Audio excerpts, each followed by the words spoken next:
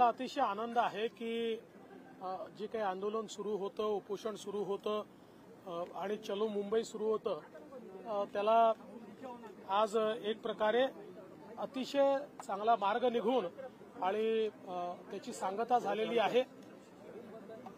आमचे सन्माननीय मुख्यमंत्री श्री एकनाथ शिंदेजी यांच्या नेतृत्वात आमच्या सरकारने या संदर्भात एक अतिशय सकारात्मकता दाखवली होती आणि आज मला आनंद आहे की मुख्यमंत्र्यांच्या नेतृत्वात आज हा प्रश्न या ठिकाणी सुटलेला आहे। मी श्री मनोज जरांगे पाटील यांचं देखील अभिनंदन करतो आणि त्यांचेही आभार मानतो की हा जो काही मार्ग आहे तो मार्ग त्यांनी स्वीकारला।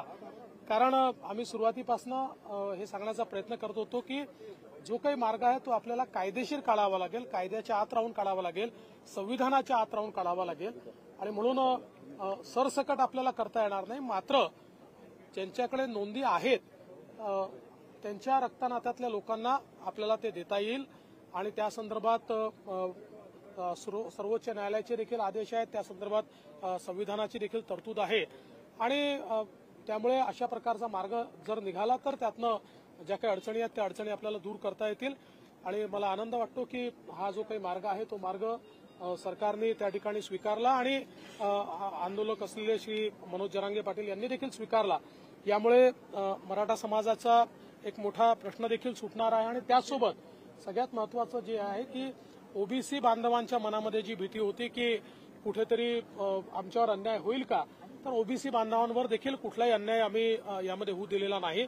त्यामुळे मला असं वाटतं की राज्यातल्या सगळ्या समाजांना न्याय देण्याचा जो प्रयत्न राज्य सरकारचा आहे त्यातनं आजचा अतिशय चांगला अशा प्रकारचा निर्णय घडलेला आहे। जो जीआर सांगितला जात आहे त्याला 16 फेब्रुवारी पर्यंत एक हरकती आक्षेपची पण एक त्याच्यामध्ये तरतूद आहे। भुजबळ साहेबांनी काहीशी नाराजी व्यक्त केली आहे। नाही, असं आहे की आक्षेप वगैरे ही एक कार्यपद्धती असते, ती कार्यपद्धती त्या ठिकाणी जी काही असेल ती पूर्ण केली जाईल आणि भुजबळ साहेबांना देखील मी या निमित्ताने अतिशय स्पष्टपणे सांगू इच्छितो की कुठल्याही प्रकारे ओबीसींवर अन्याय होईल असा कुठलाही निर्णय राज्य सरकारने घेतलेला नाही।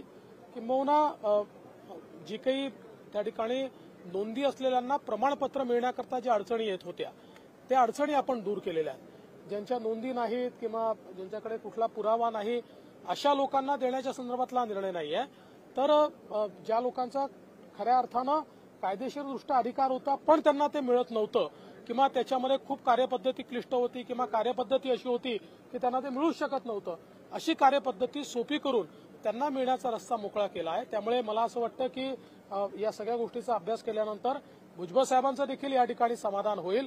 कारण आमची पहिल्या दिवशीपासून भूमिका आहे की ओबीसी समाजावर अन्याय होऊ द्यायचाच नाही, त्यामुळे आम्ही तो होऊ दिलेला नाही।